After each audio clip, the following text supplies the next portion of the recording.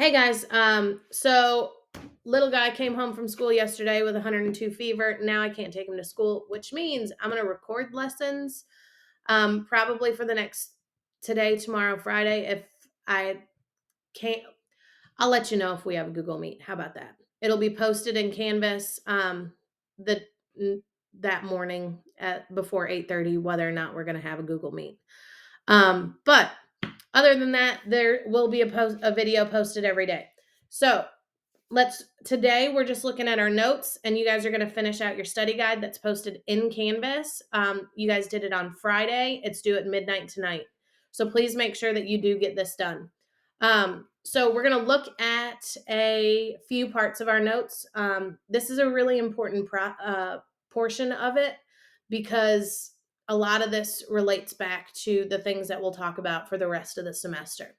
So during the 1600s, we have the scientific revolution that's taking off, and they're going to believe that God created an orderly universe, and that prior to the scientific revolution, they just believed that the earth was, or the universe was, that it wasn't, every detail wasn't considered intentional. So the way that these people changed how we saw the world is known as enlightenment. These people were known as enlightenment thinkers.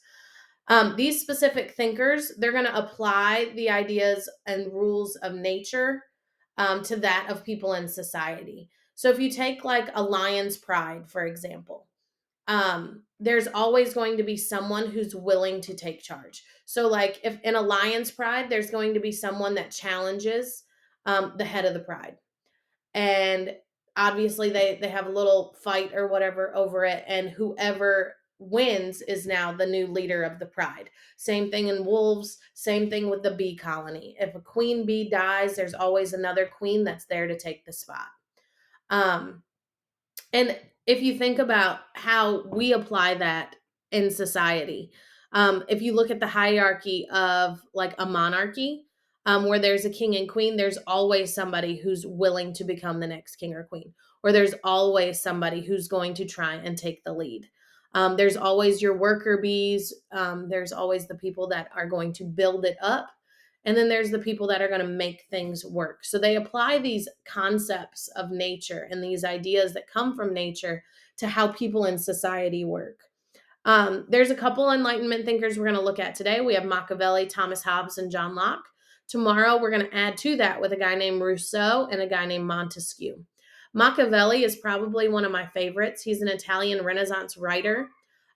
He also is known for praising republics, saying that they're the best form of government.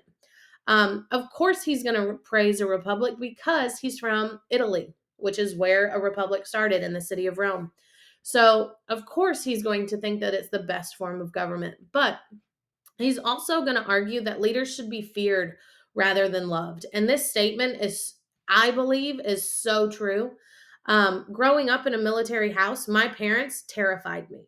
So because of that fear for them, I was more scared of getting in trouble. Yes, I loved them, but I was more scared of the trouble I would get into than the hurting of their feelings, sort of thing. If you look at a principal and you take it from that point, that fear of going to the principal's office often is enough to stop people from doing bad things.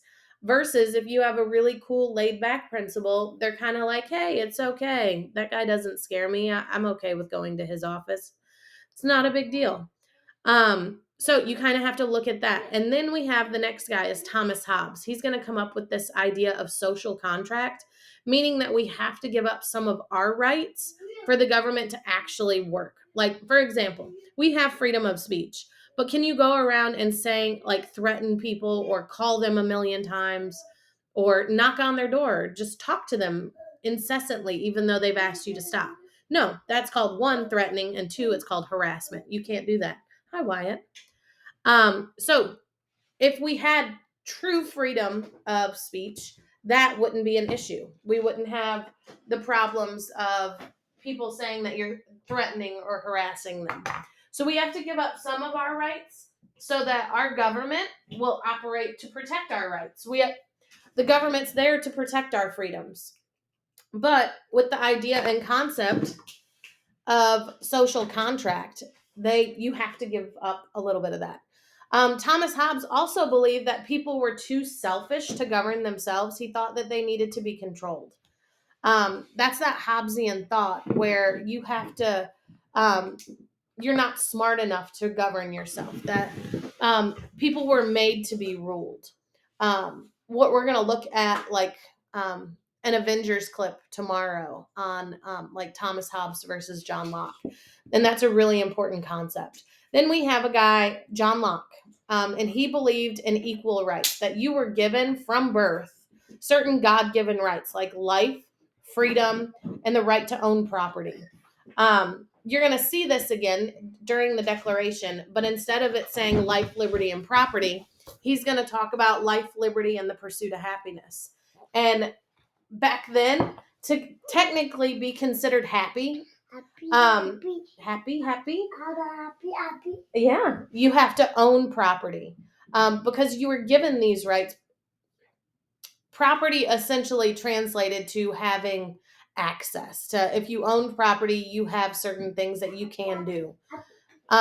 So Locke also believed in social contract, where you have to give up certain rights. You're going to see all of these things whenever we create the Declaration of Independence and the Constitution. So they're going to take these thoughts from these Enlightenment thinkers and they're going to put it in place in our founding documents. Like the concept of separation of powers, where no one branch of government is more powerful than the other. That they separate the powers out and they have this idea of checks and balance, where if, let's say, Congress passes a law, the president has the right to veto it. But if the president vetoes it, Congress also has the power to override that if they have enough votes. So they create these ideas, these Enlightenment thinkers. None of this is original thought. We just took their ideas and put it in place for ourselves. So I hope this helps. I hope this answers the questions that are on your study guide. I know it will, actually. But if you have any questions whatsoever, please email me. I will be available through email. It's just this little guy. I tried to do a Google Meet and it did not work. So, like I said, if y'all need me, just send me an email. I'll be happy to help. Don't forget, your study guide is due at 11:59 tonight. Y'all have a great day and see ya.